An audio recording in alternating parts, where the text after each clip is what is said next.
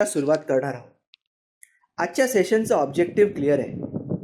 तुम्हाला आम्ही क्विज मार्फत काही मराठी वाक्य देणार आहोत. त्या मराठी वाक्यांमधला तुम्हाला कर्ता ओळखायचा आहे. म्हणजे कोण? या वाक्यात आपण ज्याच्याविषयी बोलतो आहोत ती व्यक्ती, वस्तू, जागा, प्राणी जे काही असेल, दिलेल्या मराठी वाक्यात ज्याच्याविषयी बोललं जात आहे तो तुम्हाला शोधायचा आहे. तो झाला कर्ता, त्याला तुम्ही म्हणणार सब्जेक्ट.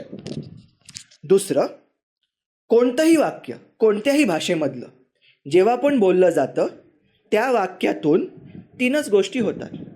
आपण त्या वाक्यामधून ज्याच्याविषयी आपण बोलतोय कर्ता सब्जेक्ट त्याचं एकतर वर्णन करतो, किंवा त्याच्याकडे काय आहे किंवा त्याला काय आहे त्याचा मालकी हक्क दर्शवतो, किंवा तो कर्ता काय करतो आहे हे सांगण्याचा आपण प्रयत्न करतो. So any sentence in any language मध्ये आपण हेच करत असतो. आपण कर्त्याविषयी तीन गोष्टी सांगतो, त्याचं वर्णन करतो, त्याच्याकडे काय आहे ते सांगतो, किंवा तो कर्ता त्या वाक्यामध्ये काहीतरी करतो आहे आणि काय करतो आहे हे सांगण्याचा प्रयत्न करतो. उदाहरण देतो. माझी आई शासकीय प्राथमिक उपचार केंद्रामध्ये डॉक्टर होती.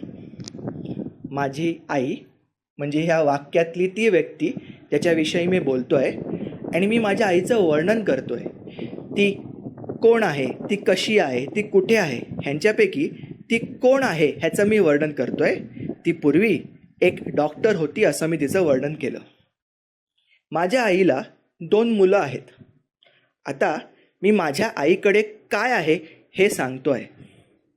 आणि तिसरं, माझी आई माझ्या मुलांसाठी रोज रात्री चविष्ट जेवण बनवते.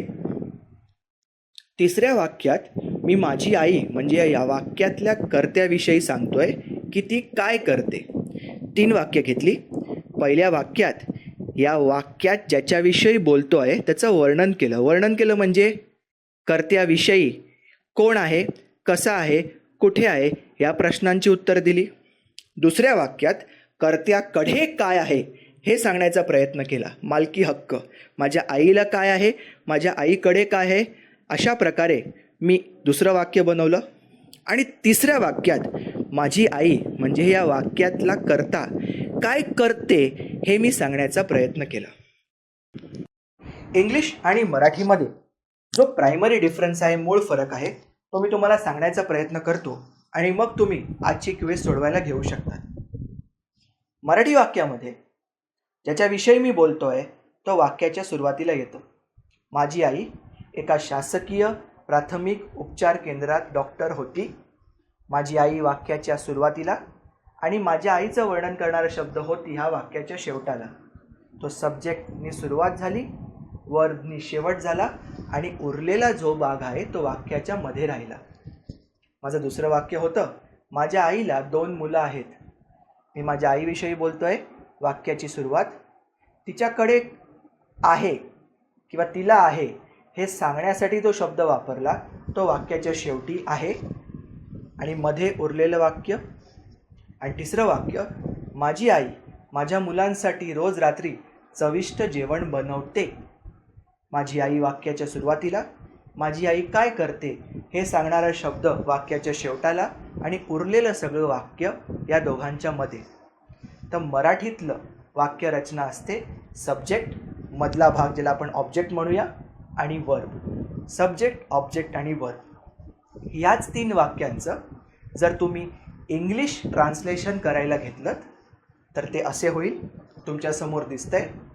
आता ह्या इंग्लिश वाक्यांमध्ये जर तुम्ही वाक्यरचना बघितली तर वाक्याची सुरुवात होते सब्जेक्टनी, माय मदर. दुसरा शब्द आहे वॉज, जो माझा मराठीतला होती होता. तो माझ्या आईला चिकटून आलेला आहे, म्हणजे सब्जेक्ट नंतर लगेच वर्ब आलं. दुसरं वाक्य माय मदर हॅज, इथे सुद्धा वर्णन करणारा शब्द हा कर्त्याला चिकटून आला. आणि तिसरं माय मदर मेक्स, इथे सुद्धा क्रिया दर्शवणारा शब्द कर्त्याला चिकटून आला. तर इंग्लिशमध्ये जी वाक्य असतात त्यांची रचना असते subject plus verb plus object. वाक्याच्या मूळ रचनेतच एवढा मूलभूत फरक असल्या कारणाने जेव्हा कोणी सुद्धा थेट ट्रान्सलेशन करतं, डायरेक्ट ट्रान्सलेशन करतं, तेव्हा आपण बनवलेल्या वाक्याचा समोरच्याला अर्थ समजत नाही.